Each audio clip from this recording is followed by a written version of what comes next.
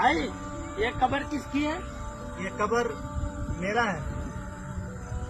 5 دن پہلے میں انتقال ہوا تھا. اوئے، کیا مذاق کر رہے ہو یار؟ میں آپ سے کیوں مذاق کروں گا بھائی؟ یہ قبر مجھے اتنی تکلیف دیتی ہے کہ میں مذاق کرنے کی حالت میں نہیں ہوں. کیوں، کیا ہوا آپ کے ساتھ؟ کیا بولوں بھیا آپ کو؟ یہ دنیا بنانے کے چکر میں اپنا آخرت خراب کر دیا. وہ کیسے؟ کل سے نماز پڑھوں گا، کل سے نماز اسٹارٹ کروں گا، پرسوں سے نماز اسٹارٹ کروں گا، جمعہ کے دن سے نماز اسٹارٹ کروں گا.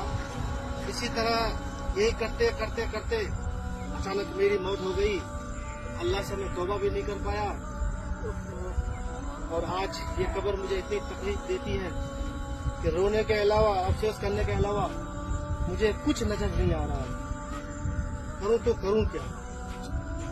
لیکن آپ بہت خوش نصیب ہیں میرے بھائی. اللہ نے آپ کو سلامت رکھا ہے. آپ اللہ سے توبہ کر سکتے ہیں، اپنے سارے گناہ کا اللہ سے معافی مانگ سکتے ہیں. آپ بہت خوش نصیب ہیں کہ دنیا میں ابھی موجود ہے.